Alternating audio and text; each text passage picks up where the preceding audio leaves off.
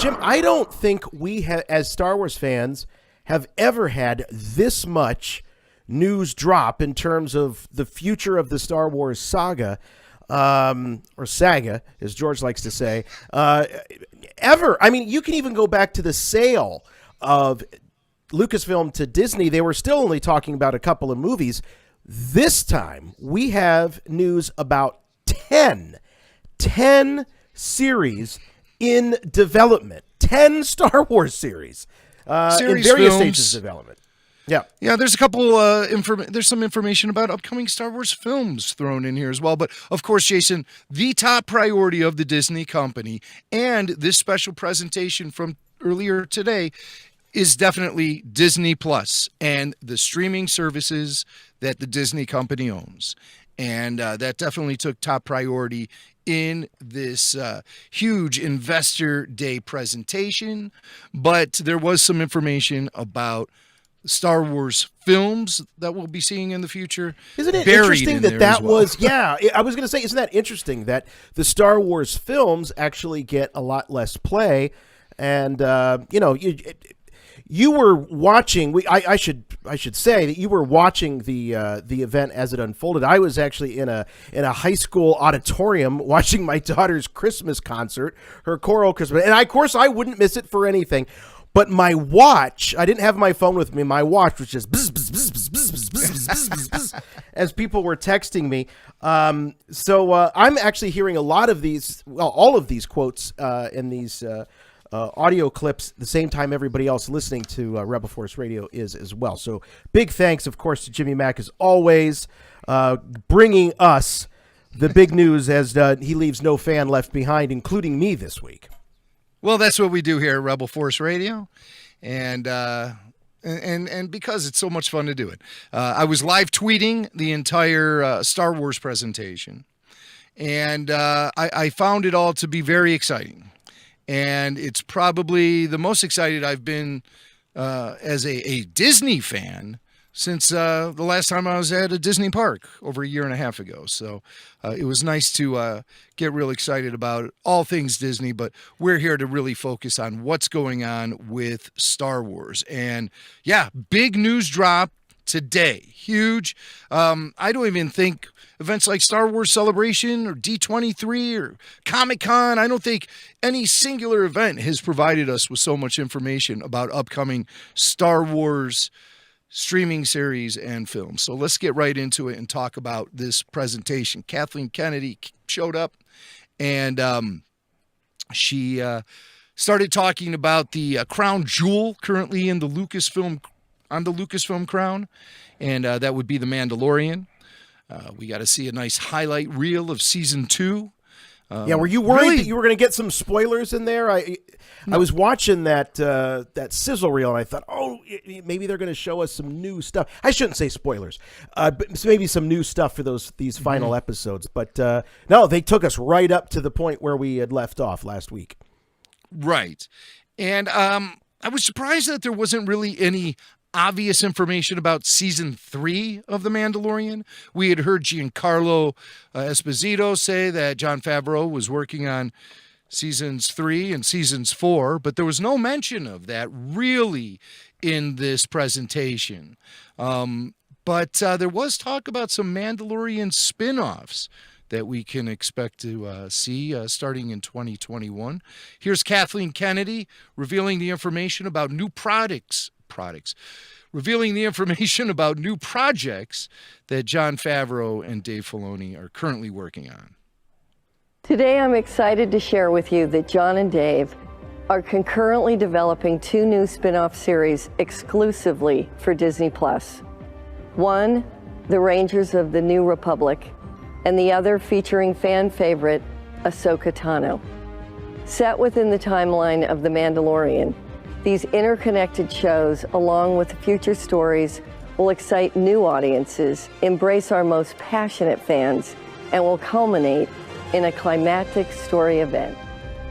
The next chapter will debut on Disney Plus Christmas of 2021. Okay. So there's a few things to unpack from there. I mean, most obviously, the two spin-off series. Of course, Ahsoka. We've been expecting to hear news about that series. And a new one, Rangers of the New Republic. So what could a Ranger of the New Republic be? We've been introduced to Marshals, but have we met a Ranger before? The answer is no. Again, tying into that Old West feel that The Mandalorian has established, courtesy of Jon Favreau and the gang. But these are interconnected series.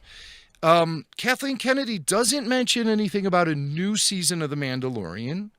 She says she says that these are interconnected series, Rangers of the New Republic and Ahsoka, and they are set in the Mandalorian time frame, and that the next chapter will debut Christmas 2021.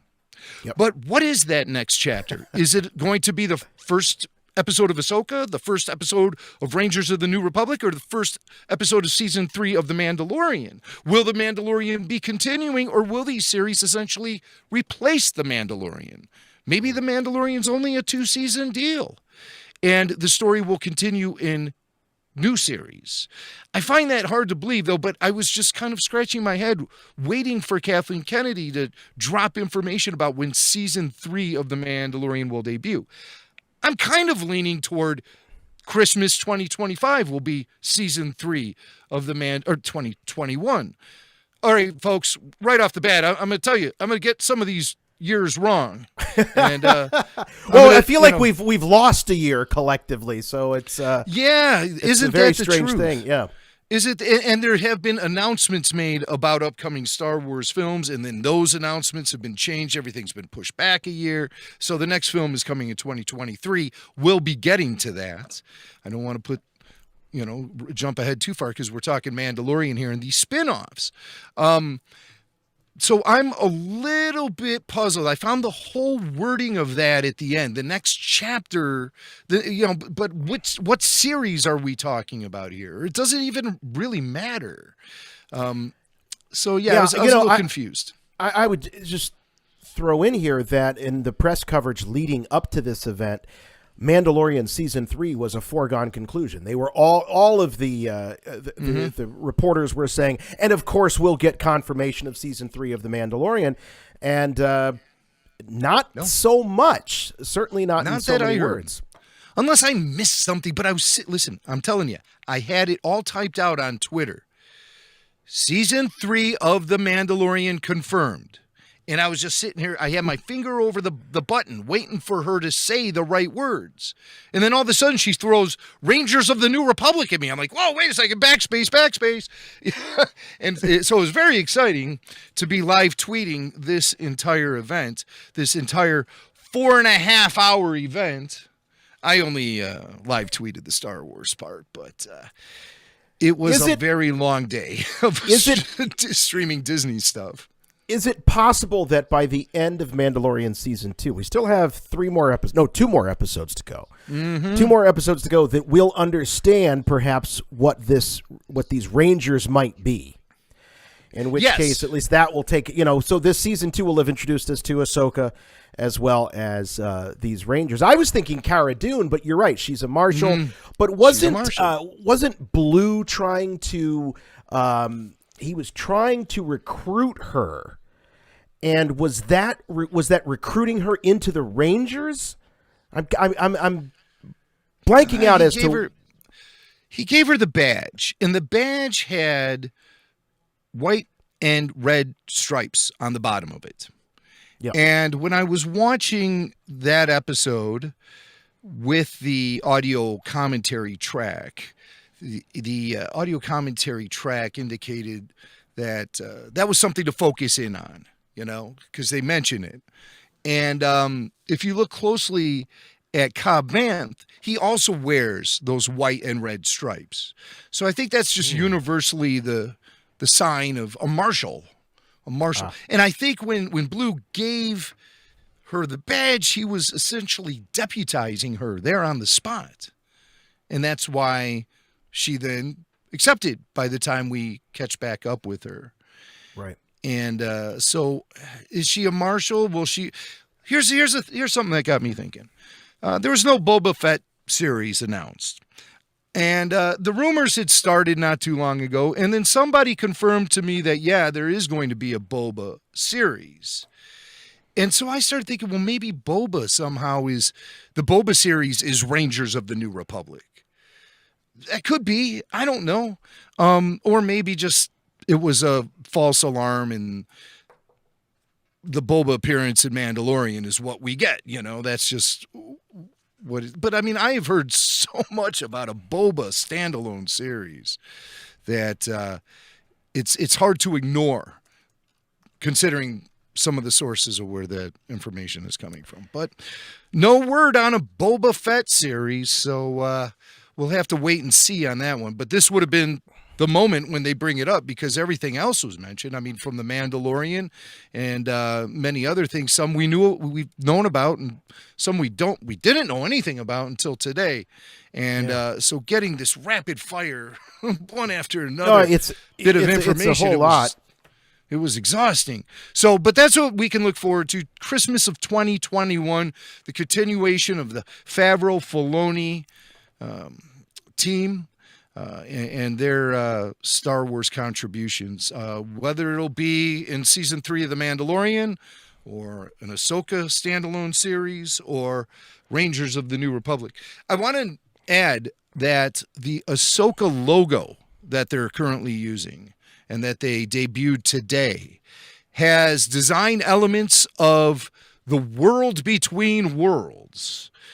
And I don't know how much that'll actually come into play, if at all. Maybe it's just a little aesthetic thing that they decided to attach to it. But I'd like to look into those things. So I think that maybe we'll be venturing back into that Jedi temple on Lothal and tripping out in the world between worlds. Maybe Ahsoka will put herself back and say, well, you know, it'll be like Back to the Future. You know, she goes back in time then to fix things so they'll be normal. And she looks at a picture and Ezra starts fading out and stuff. I don't know. gotta get back in time. Yeah. She goes, jams with Marvis Berry, things like that. Because, you know, Darth Vader did make an appearance in Back to the Future, as everyone knows. Yes, he does. He does. Courtesy of a Walkman and an Eddie Van Halen guitar solo. And from the planet Vulcan, I believe, which is, yes, of course, we know is very non-canon. We know that Darth Vader is from Tatooine. So it's fun to joke around about that. Yeah. It's fun to joke around about that, but make no joke about it. Favreau and Filoni continuing their work on Star Wars, and that's a good thing. So, and double the amount of series, too. Now we get 2 from them. Will The Mandalorian be continuing, though? That's what I have to wonder, but I'm pretty sure it will. I'm pretty sure it will. If I had to bet money, I mean, it's their flagship. It's their It absolutely is their flagship, and they're talking about, you know, more than 74 million subscribers already to Disney Plus. Yep. You can lay at least 2/3 of those subscribers at the feet of The Mandalorian. There's just no question about it. It was the carrot that they laid out for the early subscribers, and of course the show has delivered. Now in its 2nd season, there's no question about it that it is the biggest thing they have going at Lucasfilm. Mm-hmm. So assuming there'll be 3. I'm sorry, Jason, I didn't hear what you just said at the end there. Assuming that there's going to be 3 series running in the Mandalorian timeline, the Mandalorian, Ahsoka, and the Rangers, they're all going to come together then in one big event. So sort series of like event, she said, right? Yeah, how they bring a story event, she said. Story event, yeah. Like, you know, the Avengers, they bring them all together for the big battle or whatever. So let's see how that works. I know that was their plan cinematically for the Star Wars universe, but the plug got pulled on that after the box office flop of Solo, and then, of course, pandemic, which really made Disney. Boy, I just want to throw something out there, you know, and I'm not trying to be a cynic or a gotcha guy or anything like that, but you know, this rings a distant bell of a very ambitious slate of projects being tossed out all at one time. We've kind of been here before, never to this extent, but we've been there before. And, you know, they hit it out of the park with The Force Awakens. They had a huge success with Rogue One, and I say huge because it was unexpected. They didn't realize what a story like that was going to do. And then they started running into some trouble, and they retreated. And I just don't want to see them do that again. You know, they've got 10 of these, you know, combination, mainly series, plus a couple of films in there. They're not all going to be The Mandalorian. They're not all going to have that same kind of success. They can't, I don't believe. Right. I just don't want them to turn tail and run. They're really promoting this thing that there'll be something for everyone. There'll be some kind of Star Wars for everyone. And, you know, I just thought at its core, Star Wars was the ultimate melting pot of universal storytelling to begin with. So I assume Star Wars was already Star Wars for everyone. But now they're going to want to find certain areas of specific focus, I think. And we're going to be hearing more about that, and it'll be a little more obvious with some of these announcements coming up. Yeah. But the big ones are already upon us here. AHSOKA, we've been waiting for that news. Presumably, Rosario Dawson taking the lead. Again, of course, Rosario Dawson will be taking the lead in that. It'll be really interesting to see what kind of support cast she gets.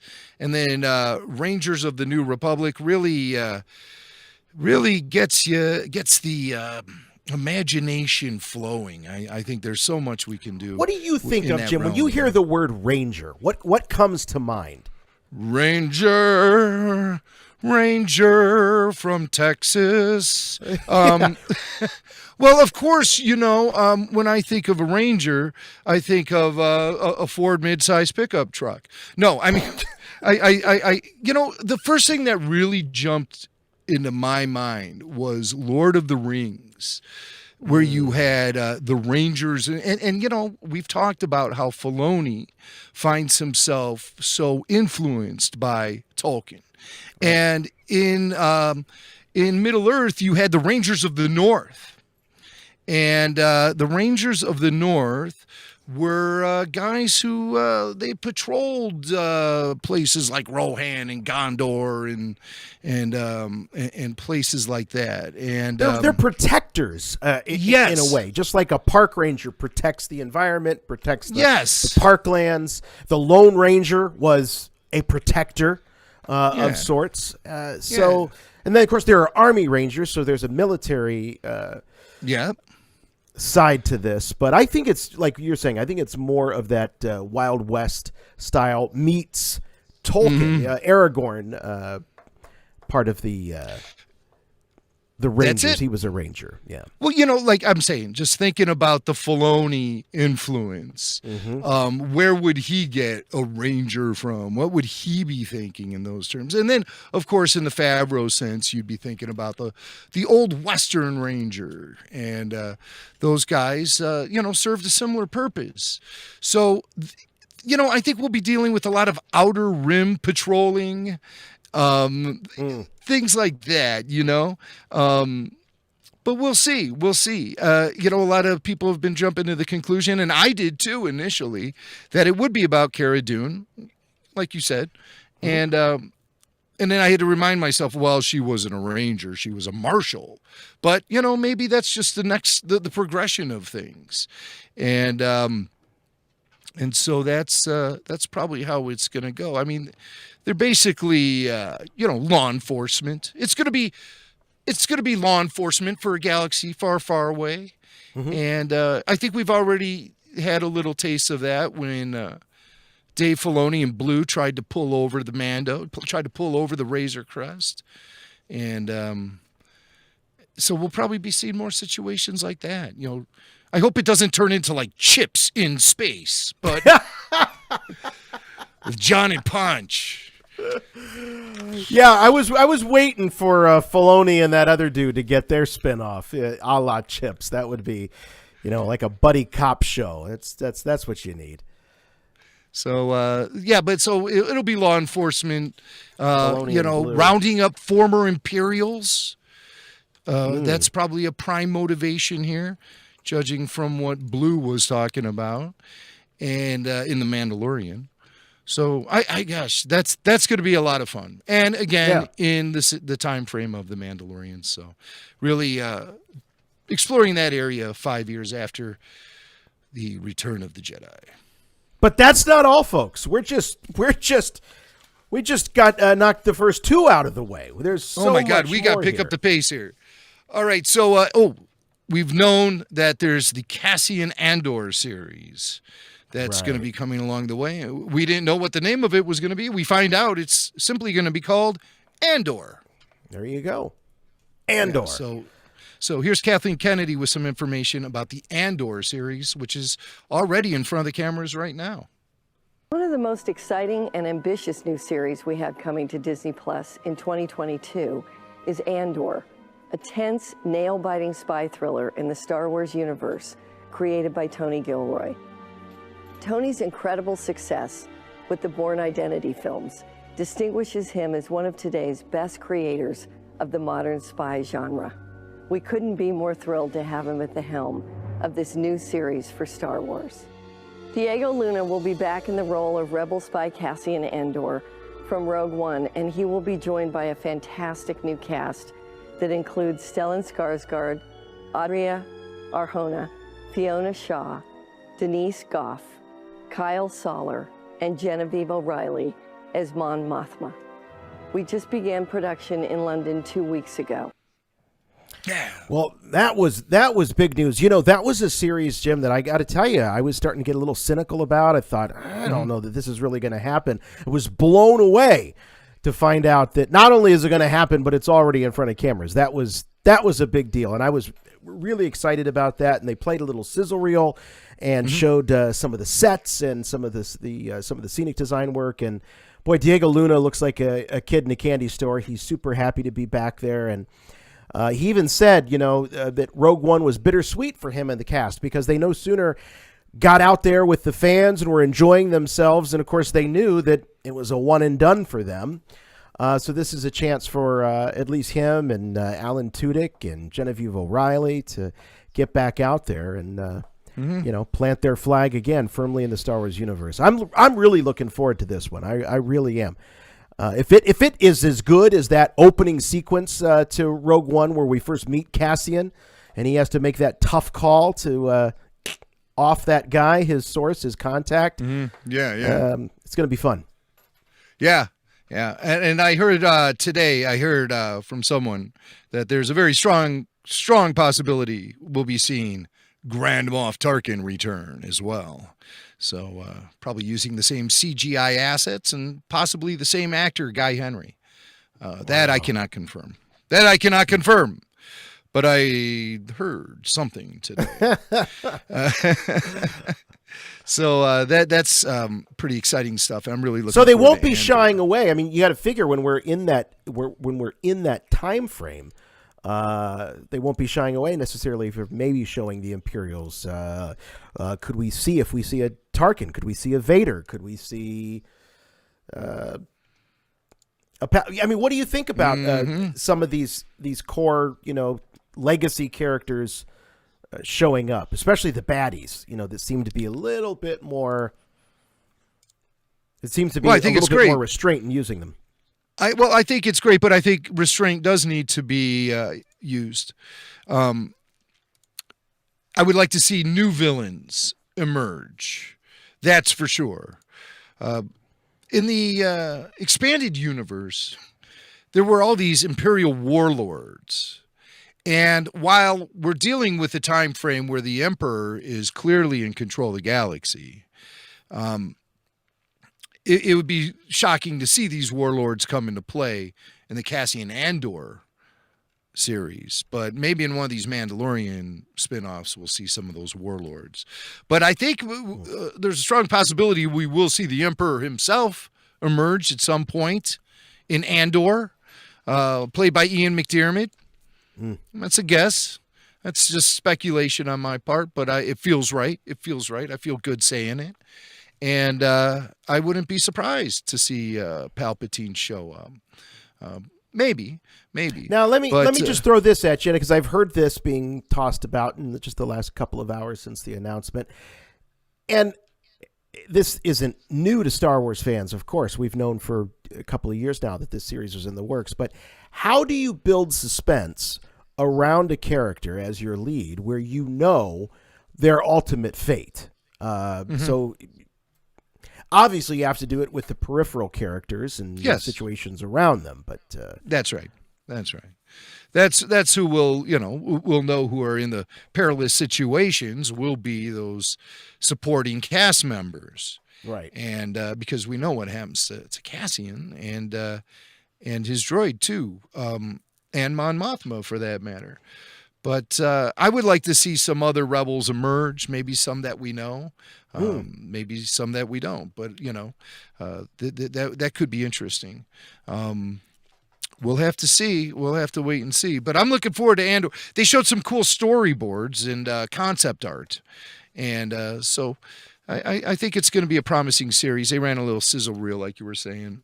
And most of the footage in there, all the footage was from the Rogue One series. Yes, and notice Kathleen Kennedy said nothing about Tony Gilroy's involvement in Rogue One. And I think that's pretty classy in a way to respect. To me, it's a classy way to show respect to Gareth Edwards and continue to reinforce the notion that that was his film, because Gareth is a brilliant filmmaker. And so I'm glad that they show him that amount of respect. Did we get Tony a year Gilroy, for this one, for the premiere? 2021, 2022, did they say? I think 2022 is when 2022 the Andor series is going to debut. So they'll be shooting well into next year, this series, because they're going to take a holiday break pretty soon. And they'll be shooting well into next year, so...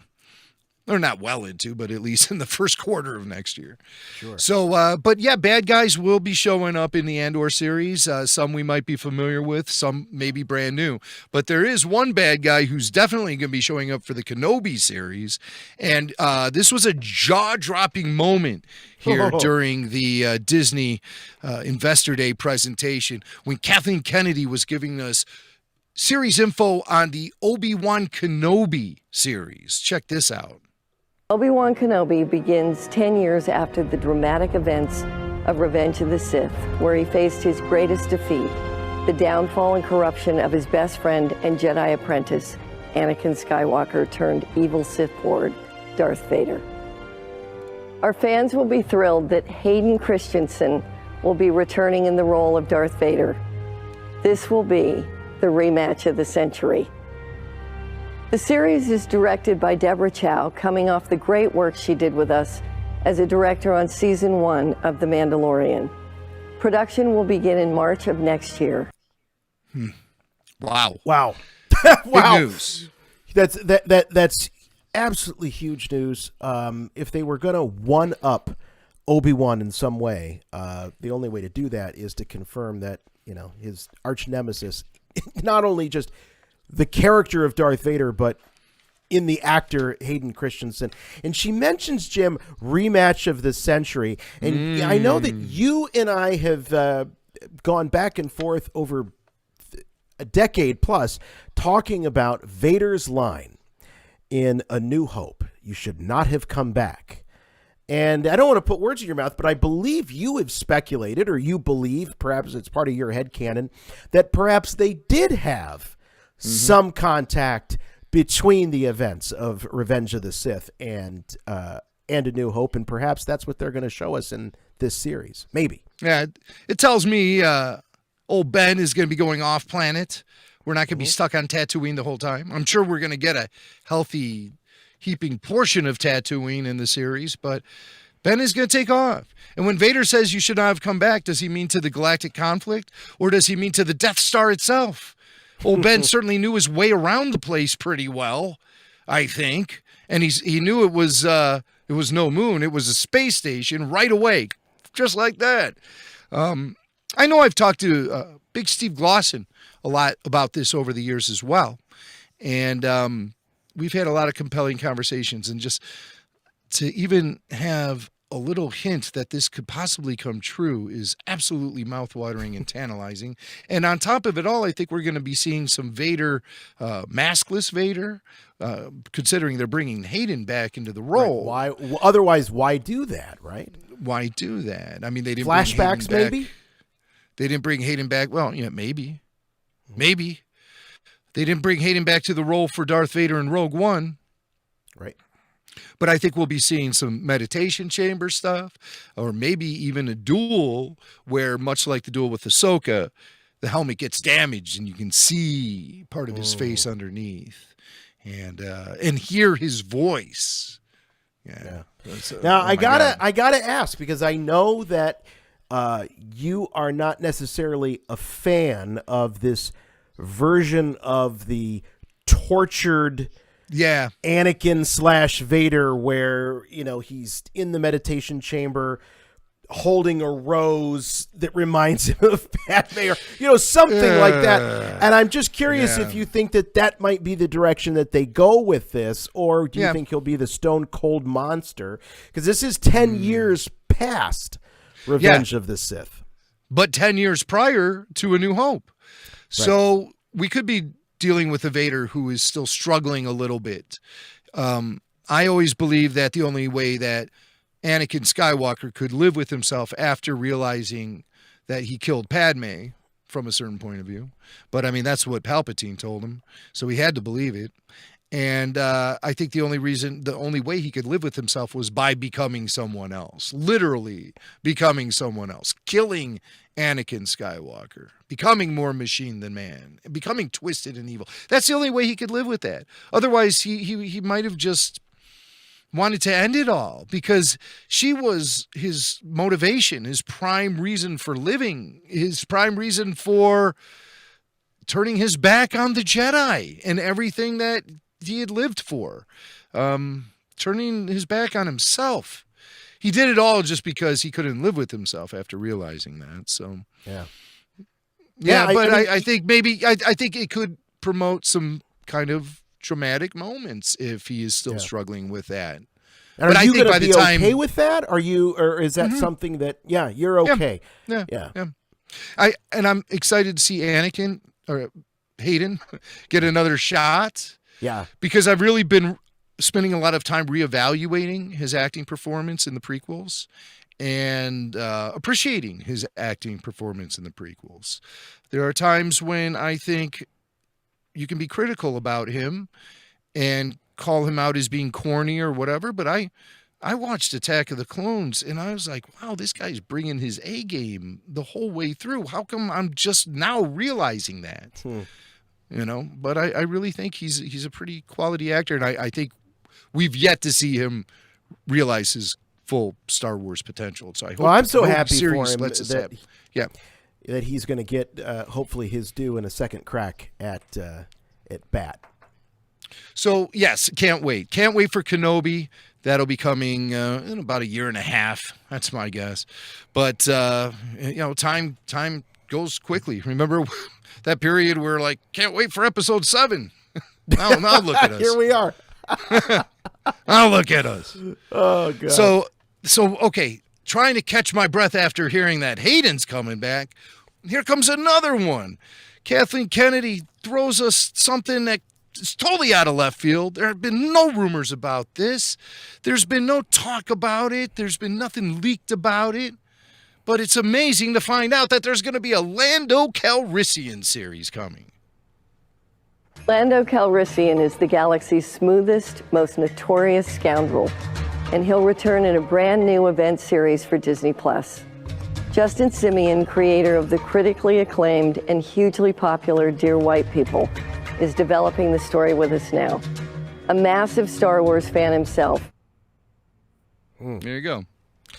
A massive star. And then she went on to say he put together this sizzle reel to give you a demonstration of what the tone and tempo of the show is going to be like, but that was all blocked from us mere mortals. Only the special investors got to see that. They probably had a special passcode or something. What's your spidey sense telling you about this? I'm not familiar with the creator, and nor do they get into any details about who's playing Lando. So we don't know if this is right, Billy D. Williams or Damian Glover or someone else. Right. Okay. So Dear White People, that's a show that's on Netflix. And the creator of that is a guy named Justin Simeon. I think that's how you say his name. I didn't hear Kathleen say it. Yeah, it was Simeon. Simeon. So it's a comedy. And it's like a comedy with a heart to it, And it's about people going to Ivy League colleges. I've never seen the show. Okay. But I know it's pretty highly acclaimed. And so I would expect in the vibe of this show to be funny, but, dramedy maybe. I don't know how to say it. But here's my fears. This is the first one I started to be nervous about. Yeah. Because I feel that liberties are going to be taken with the Lando Calrissian character that extend upon and expand upon some of the liberties that were taken with the character for Solo, where he wasn't quite the ladies' man anymore. He was more into anything that moved. And, well, he's pansexual. I think that was the term that they used. Yes. Yes. But including robots, droids. And perhaps. I believe that Billy D. Williams himself went on record as rejecting that notion. And, of course, the line between Lando Calrissian and Billy D. Williams is very thin. And so I think that there's a lot of Billy D. that goes on in the character of Lando Calrissian. It's there. I mean, it's palpable. Everyone knows it. Everyone who's seen Empire Strikes Back knows that Lando Calrissian is Billy D. Williams in space with a cape. And with that comes responsibilities to maintain the integrity of that character. The character is a ladies' man, and he's a gambler, and he's shady, but he's also somebody, it seems like he's there when you need him. That's my take on Lando Calrissian. And he's cool. He has to be cool. He can't be some chump. He has to be cool. He's also a survivor. That's something else I think of with him. He finds a way to survive. Yes, he does, whether it be from talking fast or working a fast con or just being lucky. Right. Those are all traits of Lando Calrissian. And I demand to see that integrity be maintained. I don't care who's writing it. I don't care where the character is appearing. It could be on the page of a novel. It could be a panel in a comic book, or it could be in his own standalone series on Disney+. I demand consistency with the character. And the character has shown up so much outside of the films and canon stories and stuff and things like Robot Chicken. I mean, anywhere Lando is, you hear that voice of Billy D. Williams applying the cool. And that has to be respected if you're going to continue to tell stories about Lando. It can't be a caricature, in other words. That's not what we want to see. That's not what we want to see. And so when they showed the footage of this sizzle reel that was put together by Justin, they were playing like funky music, with the crybaby wah wah guitar that and I was sitting there like Shaft. It was like Shaft. And so I was thinking to myself, oh God, what are we getting into? It's already becoming a caricature. I was never a big fan of the whole pimp Lando phase that went on. Primarily in the 90s, where Lando was a pimp all the time, and you would see custom action figures of pimp Lando. I thought that was disrespectful to both Billy D. Williams, Star Wars, and the character. You know, it was 3 strikes, you're out. And a very one-dimensional look at the character, a very superficial, stupid. Yeah. I don't want to see Pimp Lando. I want this to. I hope they maintain the integrity of the character. And hearing that Justin Simeon is a big Star Wars fan, well, then I think that's a step in the right direction. I think you have to have people who know Star Wars with a voice at the table, because we've seen too often in the past that people who didn't know Star Wars, it turns into a train wreck. So, yes, I'm cautiously looking forward to the Lando series. You know, it gets bonus points if Lobot's in it, for sure.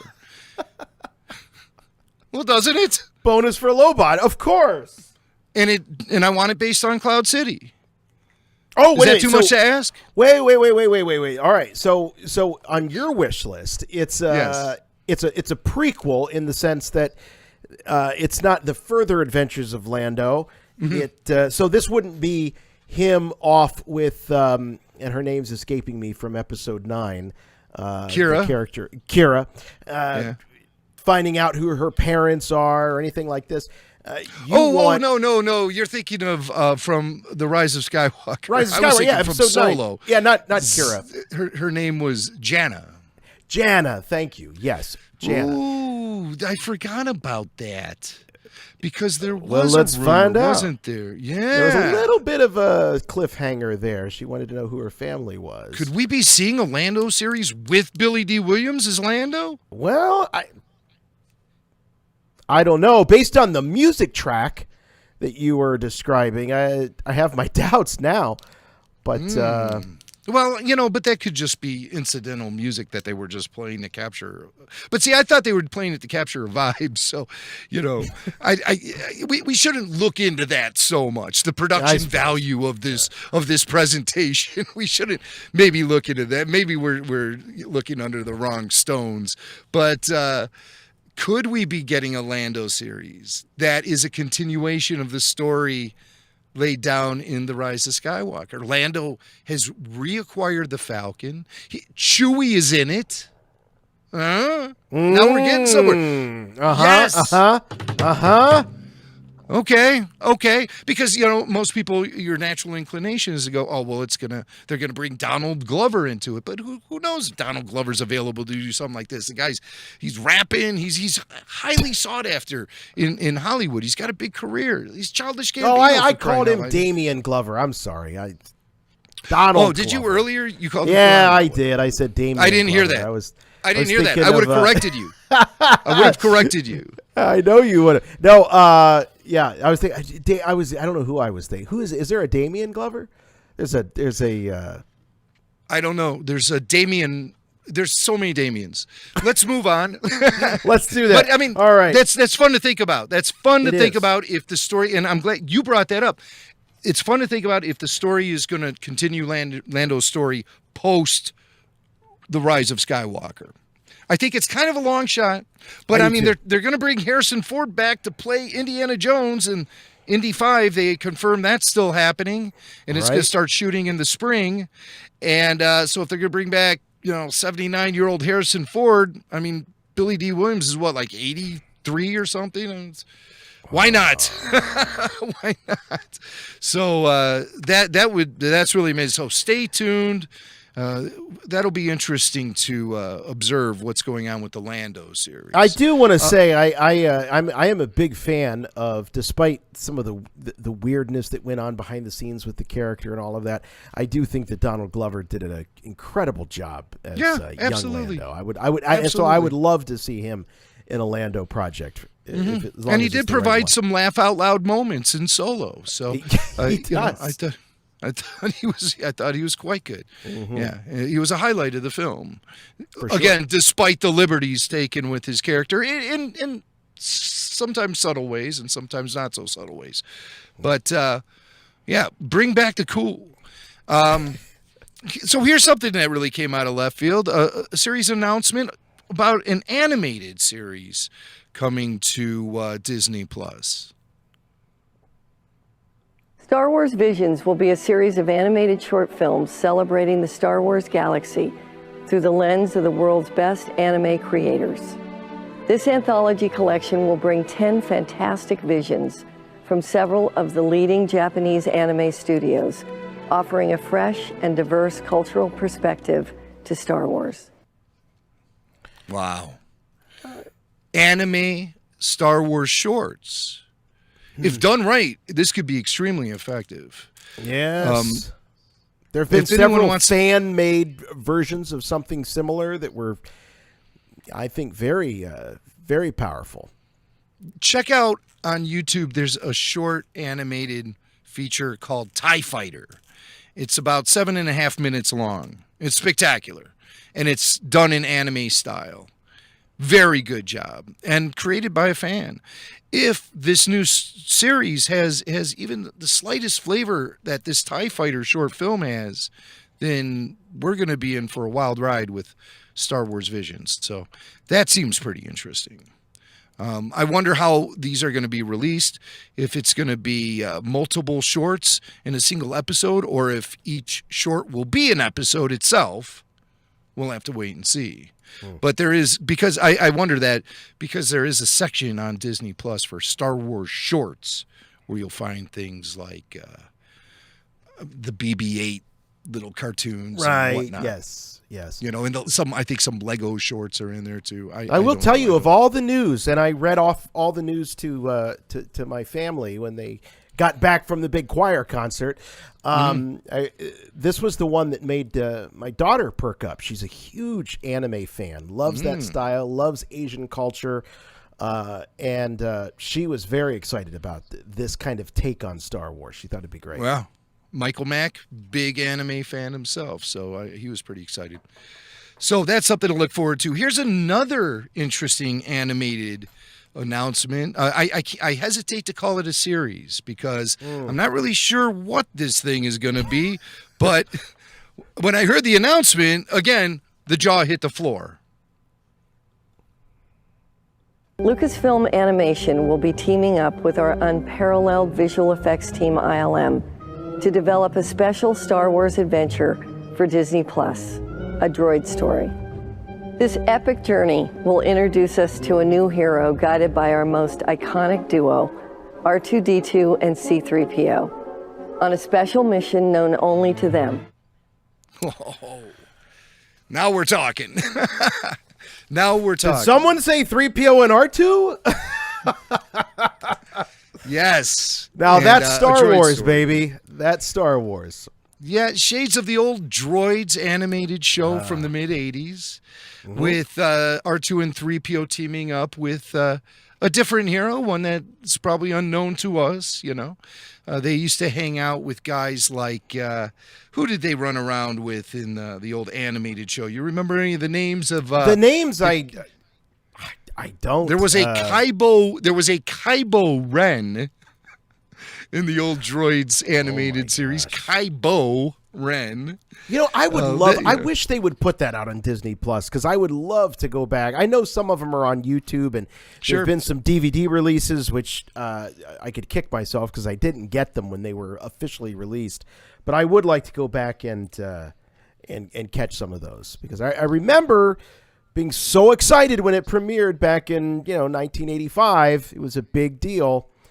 But this would be fun. If this is like a redo, like Droids done right, where there is some tie, some connection to, the galaxy far, far away that we know, this could be a lot of fun. Well, what really excites me about this is a collaborative effort here. It's coming from not only Lucas Animation, but ILM is involved, which means we might be seeing some CGI R2 and 3PO going on an adventure here. If ILM is involved, this is going to be a combination of their amazing special effects and Lucasfilm Animation. And so that's tantalizing to me. We have Anthony Daniels coming up in the canteen in just a few minutes. And this interview, as I said earlier, is previously recorded. And you'll hear Anthony tell us that he was just recently recording some C-3PO dialogue. And, of course, he can't tell us what it is. But I think now we kind of know. Yeah. Now we kind of know. So that's super exciting. I think we're going to be seeing some real groundbreaking groundbreaking animation. Again, no indication if this is going to be a special or a series or anything about it. It's just she's very specific about what the plot is all about, which leads me to believe that it's going to be a miniseries or a standalone special feature. Yeah, she doesn't call it a series anywhere. But this I just next hope they're not announcement, out looking for cake toppers like they were in that episode of Clone Wars. oh, I don't know. Saj at one point. One thing that is a series, and we've known yes. about it, it has been officially announced that Russian doll creator Leslye Headland is going to be working on a series. It's been referred to as a female-centric martial arts-driven series, and here we finally get some information and a title about Leslye Headland's upcoming Star Wars streaming series.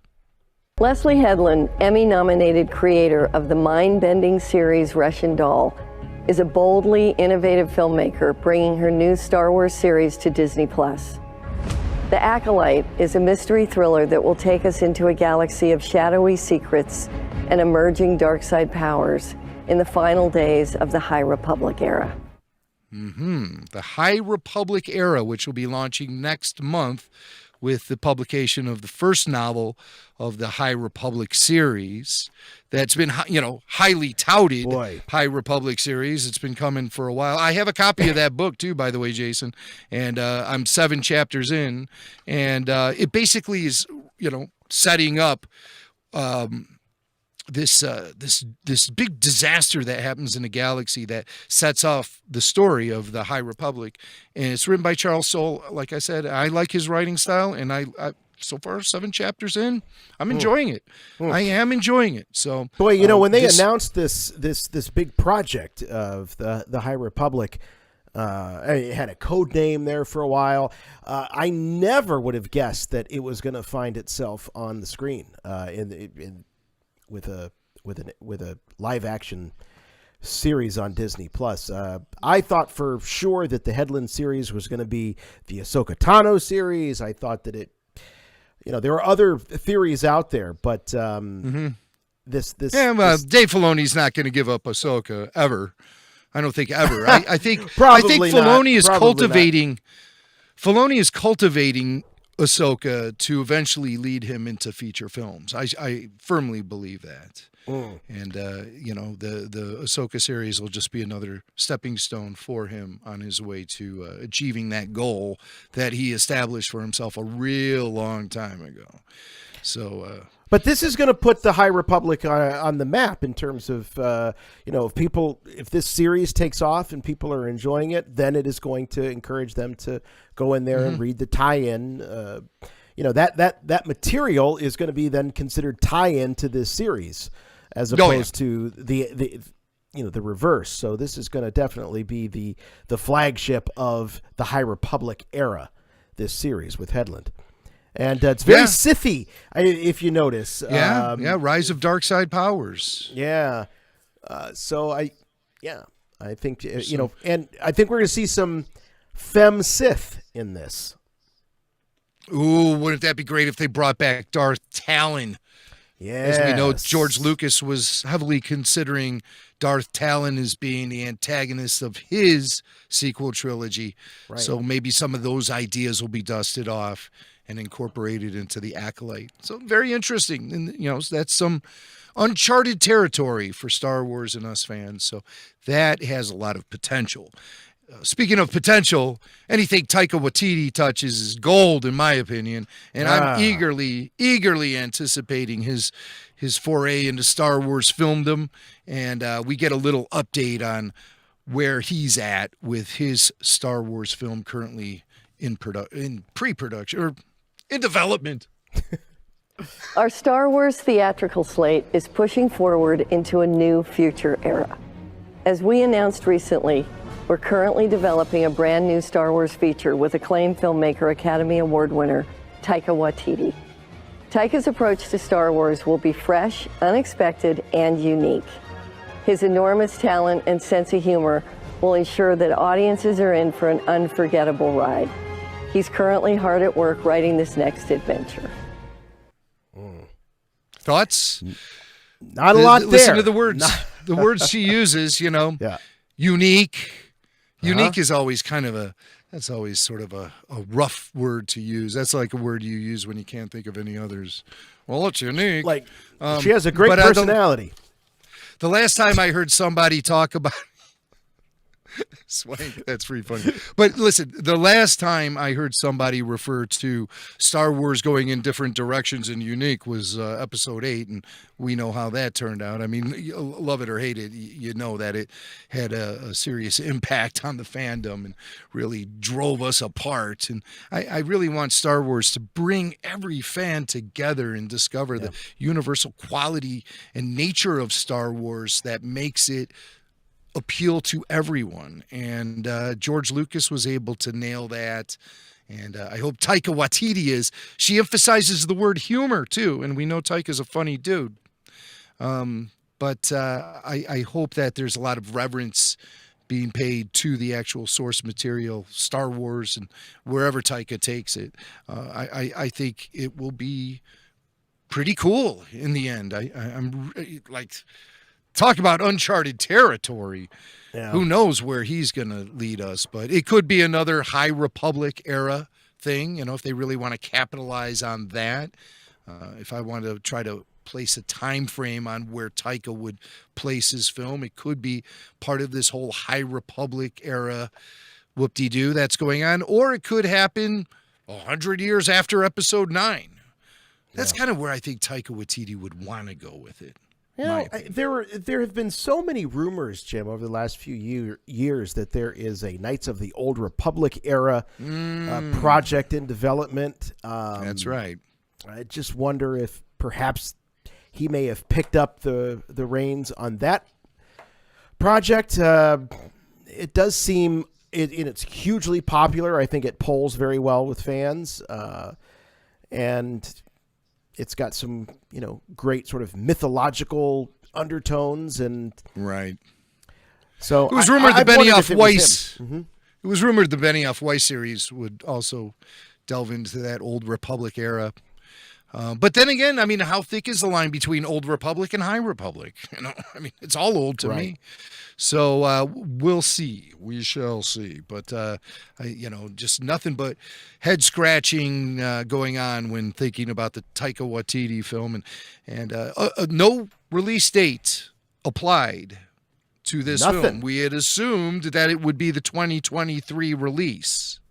We had assumed that. But it turns out we were wrong.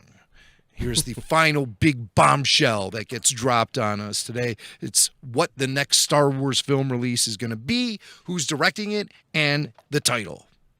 And to close today, I couldn't be more excited that our next Star Wars feature film will be directed by Patty Jenkins.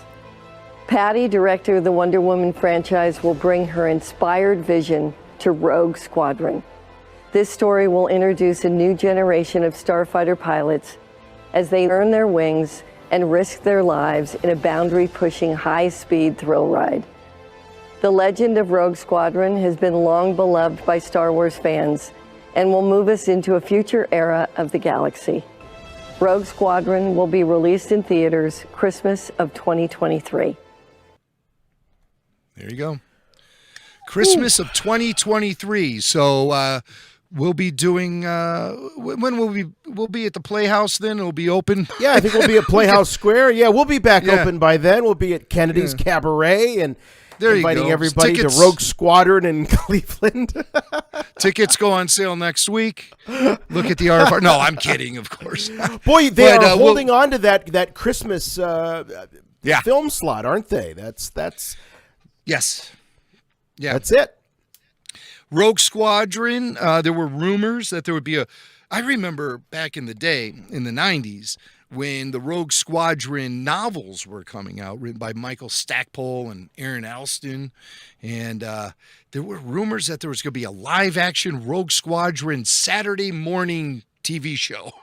I remember that being floated around an awful lot in the old rumor mill back in the days of AOL and in the chat rooms there. But yeah, Rogue Squadron, that was a very popular series of novels that introduced all kind of great pilots. It was also a comic book series for Dark Horse, and again, long rumored to see the light of day as a live action show, even back when George Lucas owned the company. So I was blown away by the announcement.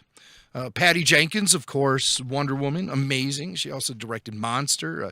Wonder Woman 1984 comes out this Christmas. And I think Star Wars fans will be watching that movie very closely. And the first one was just a great film. And she is going to be the very first female director of a Star Wars film. And I think she's the right choice. Judging from at least the work she did on Wonder Woman. So, well, you got to wonder, though, Jim, when you've got something, you've got within Star Wars, you've got a pretty big brand in Rogue Squadron. I mean, it boasts people like Luke Skywalker and Wes Jansen and Biggs and Porkins. But this project sounds like they're leaping forward into the future, and this is a whole new generation of Rogue Squadron pilots. So it's not going to be, the pilots that we know of that made those books so popular, that made the comics so popular, because they were, tied to that era. Mm-hmm. Mm-hmm. Yeah, I was wondering if we would see any of our old familiar faces, Porkins, Biggs. I don't know, or if they would actually lift some characters from the old books and novels, or if it'll be a completely different thing. Maybe it could be set in the sequel trilogy era, featuring a whole new Rogue Squadron fighting on behalf of the New Republic. Because I looked at the logo very closely, and I was trying to make out the silhouette of the X-Wing, which looks an awful lot like our T-shirts. I'm not right wing, I'm not left wing, I'm X-Wing. Boy, doesn't it ever. That was the first thing, dude. That was the first thing I thought of when I saw this. I go, oh my God, bing, it's that. It's our shirt. Go over to rebelforceradio.com and check it out. But if you look, I mean, are we looking at those engines the on the wings, those engines? It's always the telltale, what are we looking at here? A New Republic ship or an X-Wing from the Rebellion? It's hard to tell with the X-foils in attack position like that, but some kind of tells me they're it looks exactly the same. Jason just put up our T-shirt logo after we were just looking at the Rogue Squadron logo, and it's exactly the same. It is exactly the same. But I mean, we were both, I guess we're using an X-Wing as a template and just coloring it right, in. Yeah, why not? So, I mean, how different can it be? Oh, it's exactly the same. That's so funny. But it does look like it's the classic Rebellion era X-Wing. Yes. So that's what I'm leaning on. I think this is probably Rogue Squadron early days. Or maybe it's Rogue Squadron between A New Hope and Empire. That's your most fertile ground. That's your most fertile ground. You could have Luke Skywalker in it. Luke Skywalker could be in this movie. Yep. Oh, mind blown. Everyone wants Sebastian Stan. Yes, to Sebastian be Luke, Stan. So, that's the guy. Yeah. So maybe it'll happen. So those are amazing announcements. There's a few things that I noted by their absence. Of course, the Boba Fett series, I thought was a sure thing. Already I started getting emails. Hey, Jimmy, no Boba series. You told us to believe in the rumors. And I still say so. Yeah. But the Boba series could be maybe the Rangers of the New Republic, or it could be mashed into something else, or even Yoda misread a prophecy every once in a while. So get off my. But we'll see. We'll see. Step off. Again, I'm still kind of in a fuzzy place about Mando season 3. There was no direct announcement about that, and a very vague announcement about the next chapter happening Christmas next year.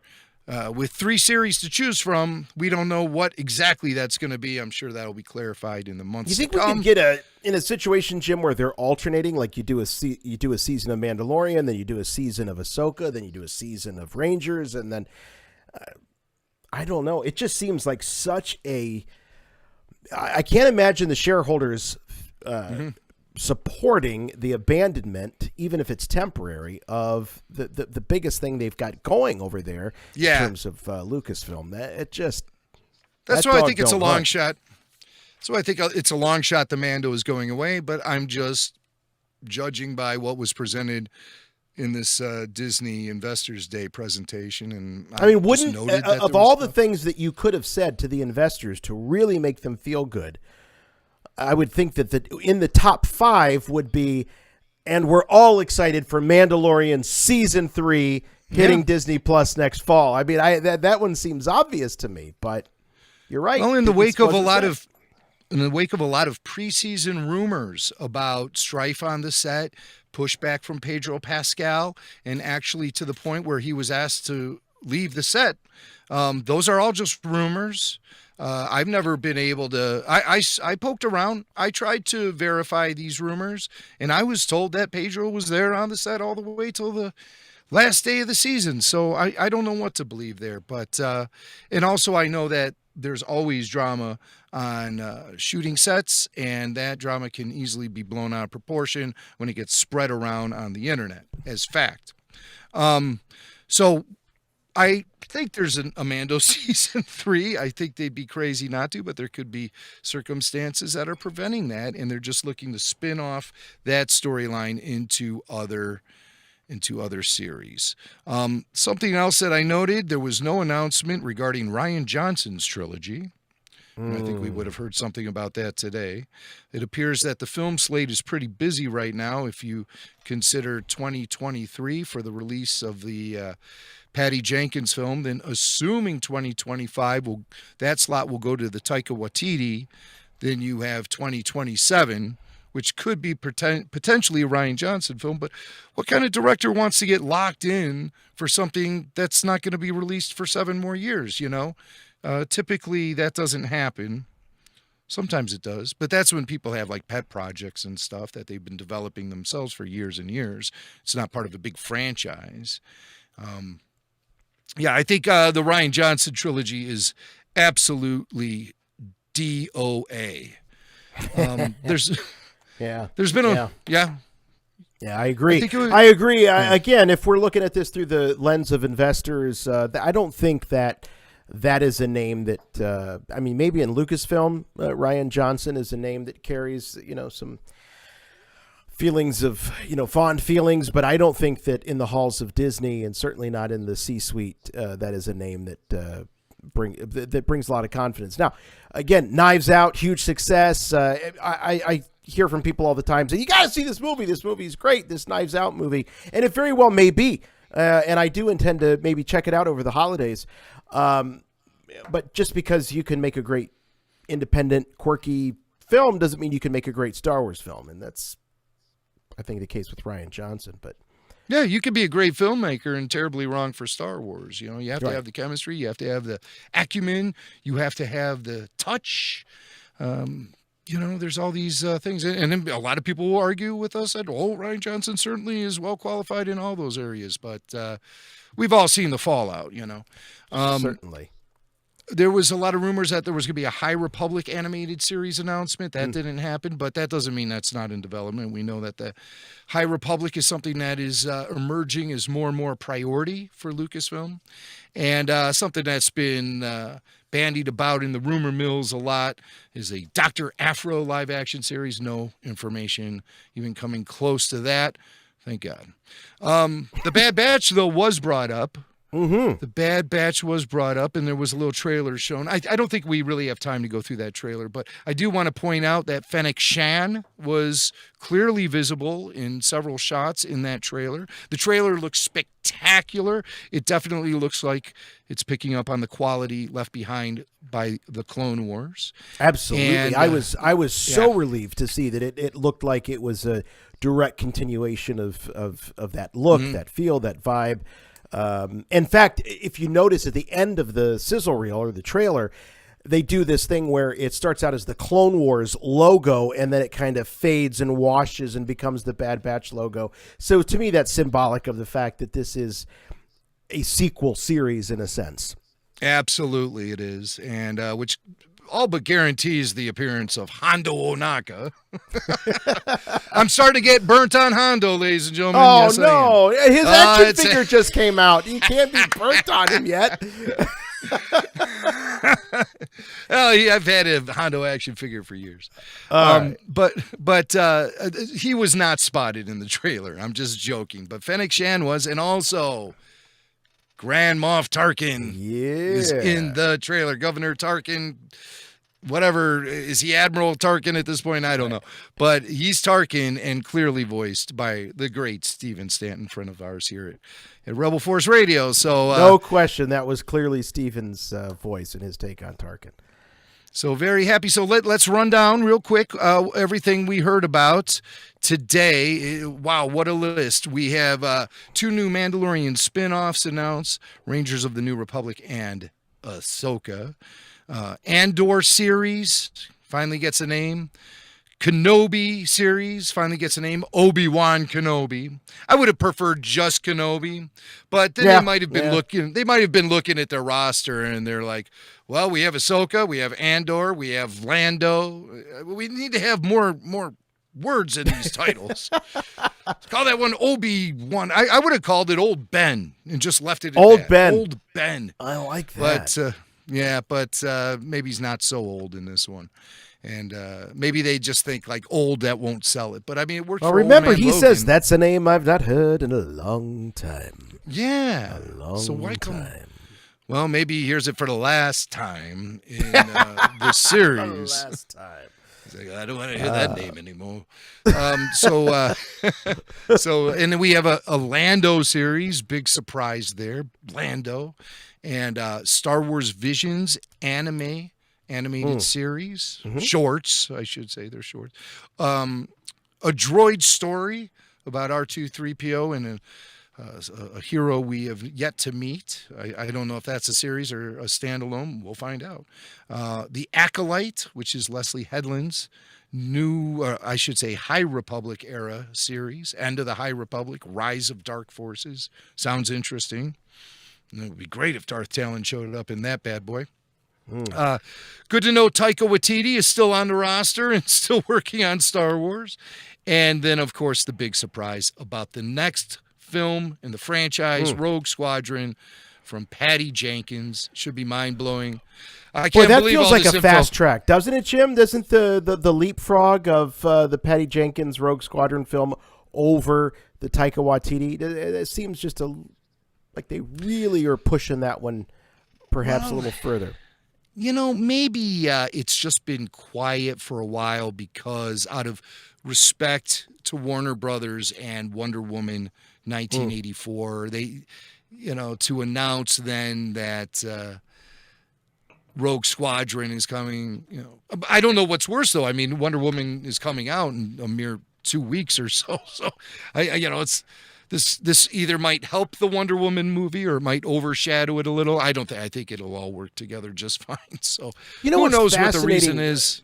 What's fascinating to think about is that as the industry, the film industry, is grappling, Warner Brothers is having all kinds of trouble with creatives, actors, and filmmakers very upset with their decision to basically take their whole 2021 slate and push it over to HBO Max.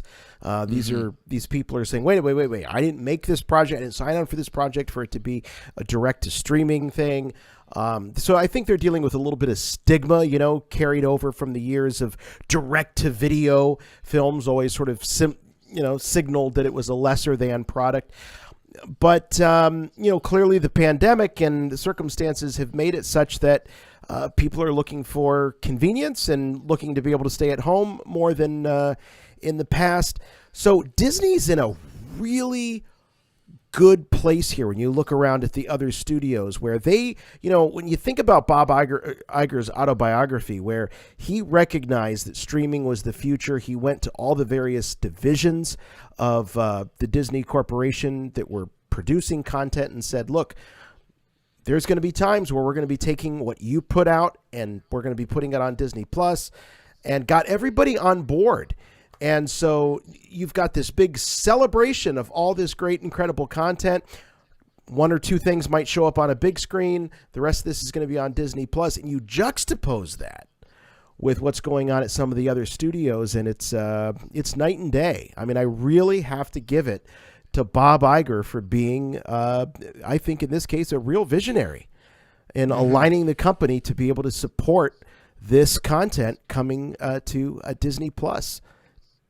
Yeah, it's amazing. They're trying to, and they're streamlining things too. So things like future hang-ups, like a pandemic, won't slow things down.